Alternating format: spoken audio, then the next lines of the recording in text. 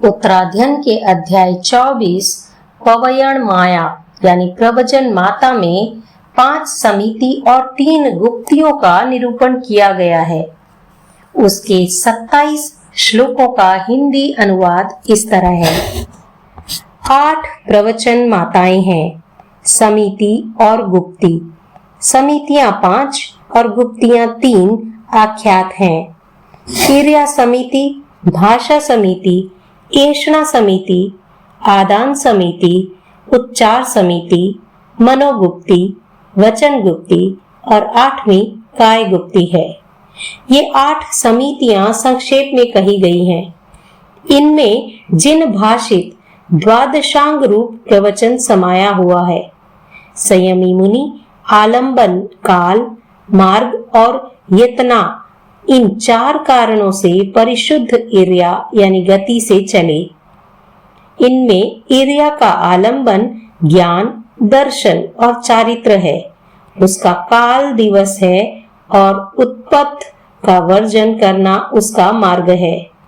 द्रव्य, क्षेत्र, काल और भाव से यतना 4 प्रकार की कही गई है। वह मैं कह रहा हूं, सुनो। द्रव्य से आंखों से देखें, क्षेत्र से युग मात्र गाड़ी के जुए जितनी भूमि को देखें, काल से जब तक चले तब तक देखें, भाव से उपयुक्त गमन में तद्चित रहें, इंद्रियों के विषयों और 5 प्रकार के स्वाध्याय का वर्जन कर ईर्या में तन्मय हो उसे प्रमुख बना उपयोग पूर्वक चलें। क्रोध, मान, माया, लोभ, हास्य, भय, वाचालता और विकदा के प्रति सावधान रहें। इनका प्रयोग न करें। प्रज्ञावान मुनि इन 8 स्थानों का वर्जन कर यथा समय निर्वध्य और परिमित वचन बोले। आहार, उपधि और शय्या के विषय में गवेषणा, ग्रहणेषणा और परिभोगेषणा, इन तीनों का विशोधन करे। यत्नशील यति प्रथम ऐषणा गवेषणा में उद्गम और उत्पादन दोनों का शोधन करे। दूसरी ऐषणा ग्रहण ऐषणा में ऐषणा यानी ग्रहण संबंधी दोषों का शोधन करे और परिभोगेषणा में दोष चतुष्क, संयोजना, अप्रमाण, अंगार, धूम और कारण का प्रयोग करे।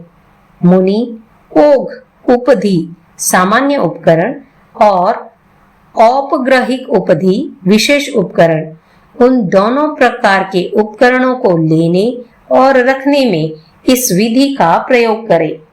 सदा सम्यक प्रवृत्त यति दोनों प्रकार के उपकरणों का चक्षु से प्रतिलेखन कर तथा रजोहण आदि से प्रमार्जन कर संयम पूर्वक उन्हें ले जाकर रखे। उच्चार, प्रसवण, श्लेष, नाक का मैल, आहार, उपधि, शरीर या उसी प्रकार की दूसरी कोई उत्सर्ग करने योग्य वस्तु का उपयुक्त स्थंडिल में उत्सर्ग करे। स्थंडिल 4 प्रकार के होते हैं। अनापात असंलोक, जहां लोगों का आवागमन न हो, वे दूर से भी न दिखते हो।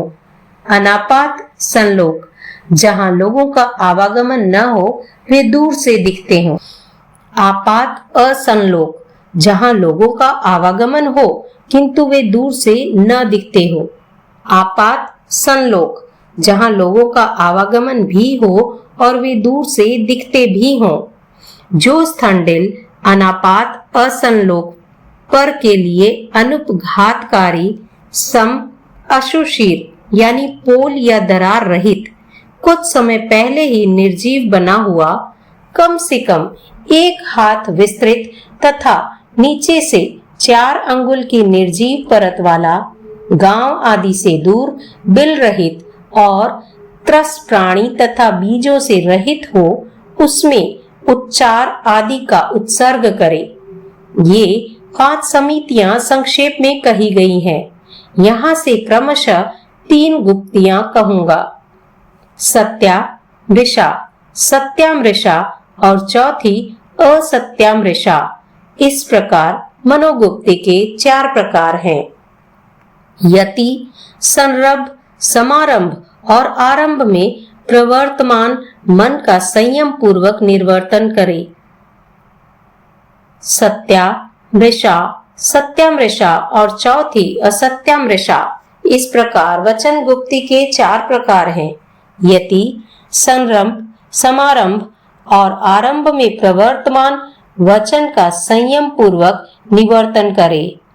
खड़ा होने, बैठने, लेटने, उल्लंघन, प्रलंघन करने और इंद्रियों के व्यापार में यति, संरंभ, समारंभ और आरंभ में प्रवर्तमान काया का संयम पूर्वक निवर्तन करे। ये 5 समितियां चारित्र की प्रवृत्ति के लिए हैं और 3 गुप्तियां सब अशुभ विषयों से निवृत्ति करने के लिए हैं। जो पंडित मुनि इन प्रवचन माताओं का सम्यक आचरण करता है वह शीघ्र ही भव परंपरा से मुक्त हो जाता है, ऐसा मैं कहता हूँ।